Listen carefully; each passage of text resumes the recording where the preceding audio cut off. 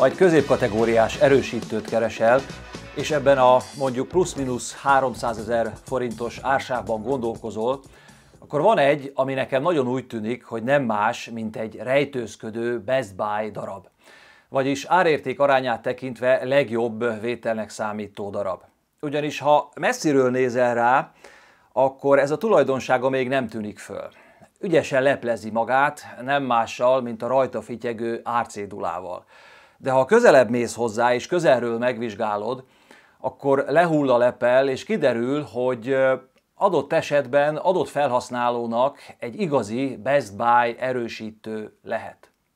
Sziasztok, Kádas Norbert vagyok. A Hifidili csatorna mai epizódjában erről az áruhás Cambridge Audio CX-61 sztereó erősítőről fogunk beszélni, és többek között kibontjuk azt is, hogy miért lehet talán az egyik legjobb választás, ami a középkategóriás sztereó integrált erősítőket illeti. Lássuk!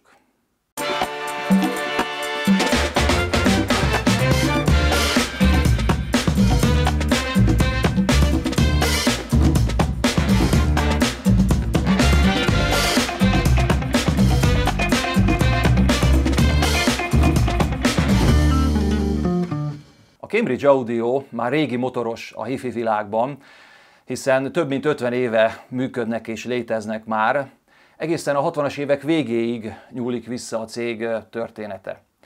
Aztán mintegy elmúlt 10 évben felgyorsultak az események, és jelentős változások történtek a cég termékkínálatában. Az évtized közepén például megalkották a CX sorozatot, élén a CX-A60-as erősítővel, amit az addig létező Azure felsőosztályú sorozat alá lőttek be, megképezve ezzel a középkategóriát. Aztán később megjelent az AX belépő szintűnek mondott sorozat, majd végül 2-3 éve a gyártó 50. születésnapja alkalmából megalkották az Edge sorozatot, amivel beléptek a nagyfiúk közé, vagyis megjelentek a high-end kategóriában. A CX-A61-es, tehát az 5-6 éve megjelent és igen sikeres CX-A60-as modellnek az utódja, és jelenleg mintegy 340 000 forintért lehet megvásárolni. Úgyhogy nézzük is meg, miből élünk, milyen fejlesztéseket eszközöltek ebben az új változatban. Maga a készülék egy AB osztályú erősítő, a teljesítmény maradt, 2x60 wattot tud 8 ohmon, és ebbe az erősítőbe is egy túlméretezett toroid típusú transformátor került. Itt megjegyezném zárójelben, hogy annak idején a Cambridge Audio volt az első, aki ezt a típusú toroid trafókat elkezdte használni az erősítőgyártásban. Ami fontos változás még, hogy a beépített Wolfson DAC helyére egy ES Saber DAC került, egy 9010-es DAC chip, illetve kapott még egy Bluetooth csatlakozást, és hát a legnagyobb truváj, hogy került rá egy USB-B digitális bemenet.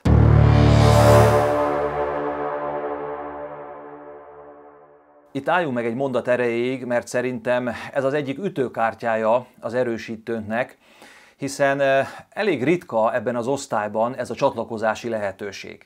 Nekem félig már eladta magát ezzel a szolgáltatással, és akkor még nem is hallottuk a hangját. Mert hát ha beruházol egy ilyen komolyabb erősítőbe, akkor ugye ott van a kérdés, hogy mi van a forrásoldalon. Ma már leginkább drótoljon a zene, viszont ezzel az USB-B bemenettel egyből rá tudod kötni a laptopodat, mini PC-det, számítógépedet az erősítőre, és egyből ott a lehetőség, hogy kipróbáld például a mai világban adott zeneszolgáltatónál, hogy milyen az, amikor béreled a zenét, és nem birtoklod.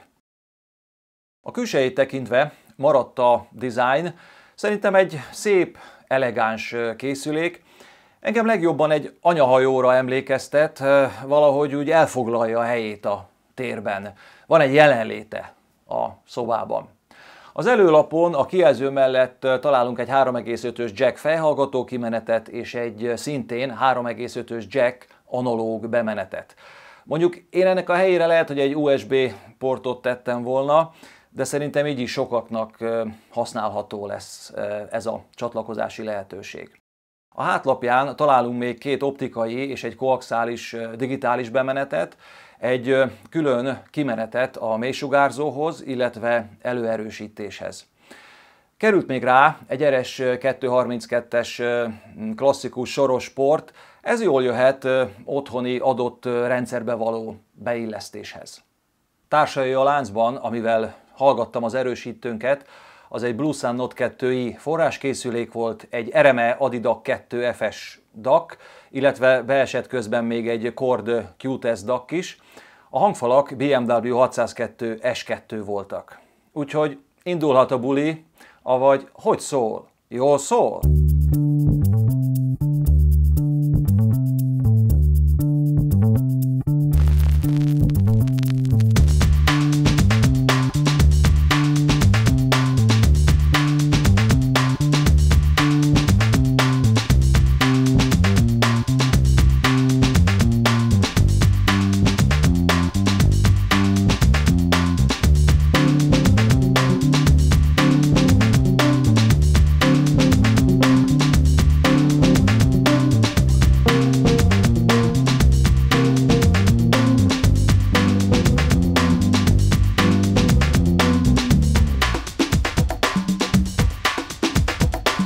Ami a hangját illeti, akár be is vághatnám ide az Audiolab 6000A tesztemet, hiszen az ott elhangzottak abszolút állnak a CX-61-re is. Azonban a Cambridge Audio ezt a vonalat a hangzásban tovább viszi, és még rápakol egy-két lapáttal. Számomra a CX-61 központi eleme, ami köré szerveződik a működése, az a kontrolláltság. Szinte uralja a zenét. Megbízható, minden pillanatban számíthatsz rá. Nem veszti el a fejét, mindig megtartja a mértéket. Ettől roppant kiegyensúlyozott és egységes lesz a hangképe. Sohasem esik túlzásokba. Nem játszik barbapapát, hogy bámulatosan tudom változtatni az alakomat. De a csodálatos az, hogy ezt úgy teszi, hogy közben eltűnik a láncból. Alapvetően arra törekszik, hogy a lehető legkevésbé nyúkáljon bele a zenébe. A színes ceruza készlet mélyen elzárva a fiókba. Csak közvetíteni akar, de mindezt észrevétlenül. A másik kiemelkedő tulajdonság az erősítőnknek a tiszta hangja. Persze a Cambridge Audio-nál tudnak ezügyben már valamit, hiszen régóta űzik ezt az ipart, de mégis melbevágó ebben a kategóriában az erősítőnek ez a tiszta, nyitott hangja. Persze ez a tisztaság még több részletet fed fel a zenében, tehát még több információ jut el a füledig. Ergo még jobban élvezed, amit hallasz, legalábbis nálam így történik. Na most, aki egy brummogósabb, mondhatnám polárpulcsit hordó erősítőt keres, akkor ez nem az, nem. Ez az erősítő zakót hord.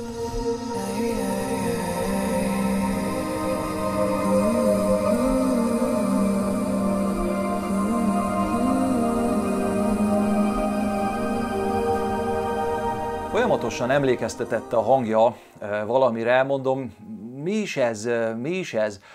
Aztán egyszer csak a homlokomra csaptam, és beugrott, hát persze, James Bond, ki más. Ugyanis amikor a Cambridge-et hallgattam, akkor beugrott egy filmjelenet, ha még emlékeztek, az Aranyszem című James Bond filmből, amikor Szentpéterváron vannak, és James Bond egy orosz tankot vezet. Lerombolja vele a félvárost, aztán a jelenet végén, amikor megállítja a tankot, mögötte az égő romok, csak megigazítja a nyakkendőjét, ami ugyanúgy áll, mint a jelenet elején, és tovább áll, mintha semmi sem történt volna. A mi erősítők ugyanígy, bármiféle kalamajkából csak jól tud kijönni. Mindig frissen borotvált, jól öltözött, egy vidám, tetrekész személyisége van. A másik dolog, ami eszembe jutott még, amikor a CX-61-et hallgattam, az a ném erősítőknek a hangzása és a Pret. A Pret egy angol kifejezésnek a rövidítése, vagyis Pace, Rhythm and Timing, magyarul tempó, ritmus és időzítésnek felel meg. Ha jól emlékszem, ezt a kifejezést a 70-es években kezdték el használni, és talán a Name volt az, aki behozta a hifis köztudatba.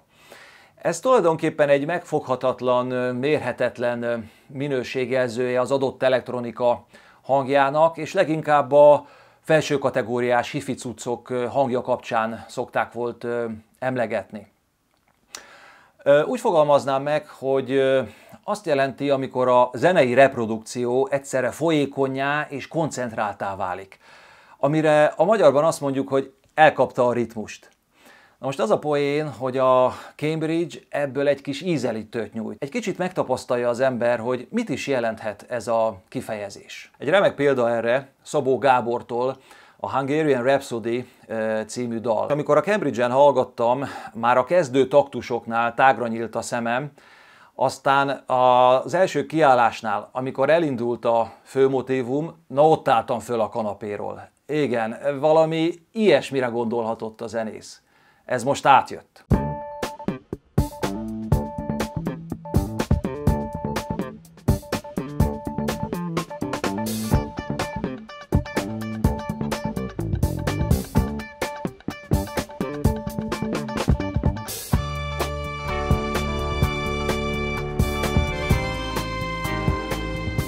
Innentől dobjuk is össze a Cambridge-et az Audiolab 6000A erősítővel, amit egyből hallani, hogyha átváltasz a Cambridge-ről az Audiolabre, akkor az Audiolab hangja egy kissé matnak hat.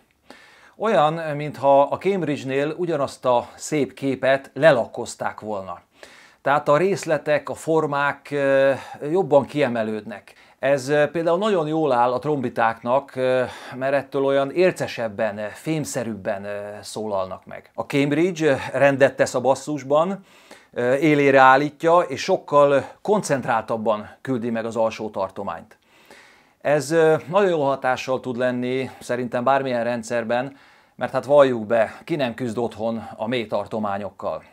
Itt jön a Cambridge, és rendezi ezt a problémát. De ami csodálatos, és számomra újszerű volt, hogy a Cambridge Audio CX-61-et hallgatva a zene elkezd leválni a hangfalakról, és elkezd belebegni a szoba közepe felé. A szereplők lelépnek a képről, és elkezdenek feléd áramlani, betöltve a rendelkezésre álló teret.